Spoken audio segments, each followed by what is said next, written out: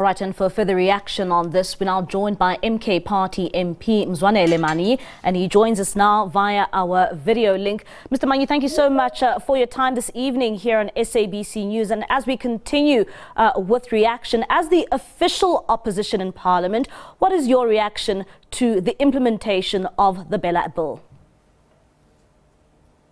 Hi, Buddy, and good evening to your viewership. The first point, but just from a protocol point of view, for future purposes, we are the official opposition. So when we take reactions from political parties in Parliament, the first party to speak to is the official opposition, which is MK Party. Then the rest can follow. We cannot follow after the DA. So just from a protocol point of view, that's the first thing. The second thing, we note what Mr. Ramaphosa has said.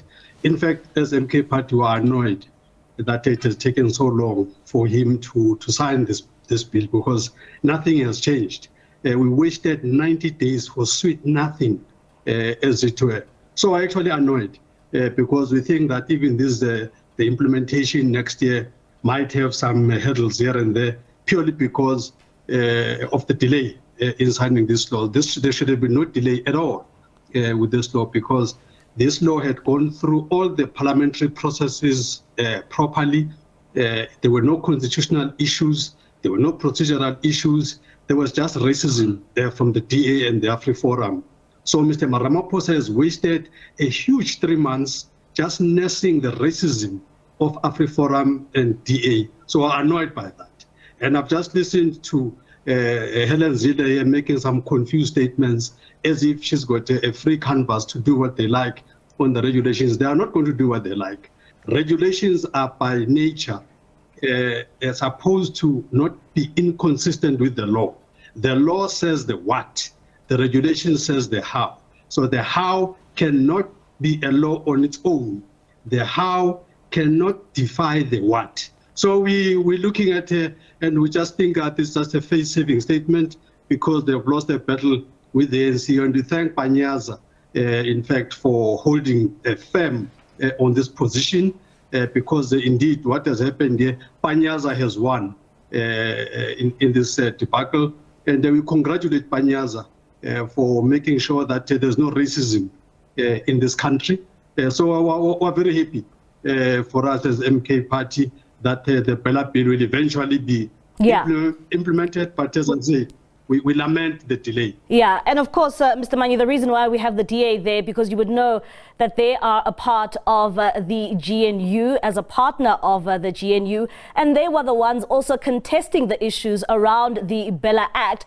And when it comes to the issues that they had raised prior to the signing of this implementation of the BELA Act, Mr. Manyi, what do you think then brought the DA finally to agree to the issues that they had raised earlier, but now it seems as if they were able to find each other? No, they have not found each other at all. All what has happened is that Mr. Ramaphosa would have seen that the tide is just too high. The price is just too much to pay. So he could not sell out more than he has already sold out. So he had no chance. He just had to agree. Otherwise, even the ANC would have had a serious problem with him. There's absolutely nothing. I mean, nothing has moved in this thing. It's the DA that has actually just tucked its tail in between its legs and just moved on. And now they're trying to say, no, we'll do the regulations. There's nothing that they will do in the regulations that is not anticipated in the law.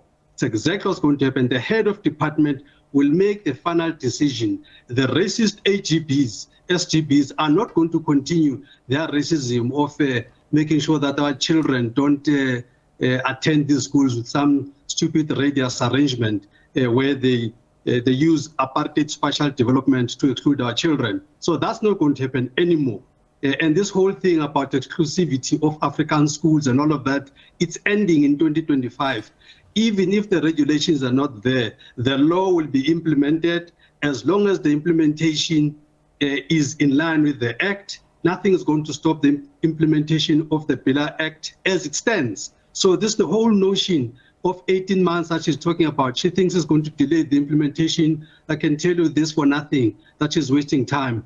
That law will be implemented as is. Children will mix at school. The racism of the fossils in the DA will have to stay at museum or anywhere or somewhere else. Let the children mix, let the children enjoy each other, let the children have fun. That's what's going to happen. Yeah. And Mr. Manyi, when you look at the DA's statement, I mean, it says here that the president's announcement that the BELA Act be implemented in full was accepted by all parties involved. And of course, on the condition that the DA minister, Siviwe Gwarube, issues norms and standards and regulations to govern the implementation of the contested sections of the Act. Do you think that, when it comes to these norms and standards, that the minister will be given free rein here, or this has to coincide with the actual act? Firstly, let's just demystify the thing. The issue of a minister doing regulations is no special arrangement. So there's no win there. It's just a normal procedure. They should know this, having been in government for this long. Ministers usually do this unless the law itself prescribes that the regulations must be done by Parliament. But generally, regulations are done by ministers in any event. So there's no win there. It's just the normal that has happened. And there is no free reign that's going to happen. As I say, one of the reasons, for instance, with the PPFA, where the regulations that the late Pravin Gordhan tried to do all kinds of interesting things. And then the court came and said, these regulations are not consistent with the law, the 2017 regulations on PPFA, and therefore they were declared null and void. It's exactly the same process is going to apply here. Gwarube is not going to come here with any creativity, with any norms that do not fit the law. They are just going to have to look at the law and apply the letter and spirit of the law. There is no room to maneuver. The regulations are not, it's like the law is like at the high school. The regulations is probably like primary. So there's no way that the primary school can overrule a high school. That's really the pecking order of how these things work. So the notion that around the norms and the standards, they're going to do something to claw back what they have lost, it's not going to happen. We will be there to make sure that it doesn't happen, and it won't happen. We'll take it to court. If that happens, we will argue in court that these norms and standards that are introducing racism by backdoor are not consistent with the law. So they must not even take a chance, must just allow this law to be implemented, and they just have peace with the fact that they've lost the debate in Parliament, they've lost the debate in their so-called clearinghouse, and that's it. They're losers and continue to lose. All right. Thank you so much, Mr. Manyi. That is Mzwanele Manyi, the MK Party MP, and of course speaking there for the official opposition, saying that according to them, it's not a win-win for the ANC and the DA.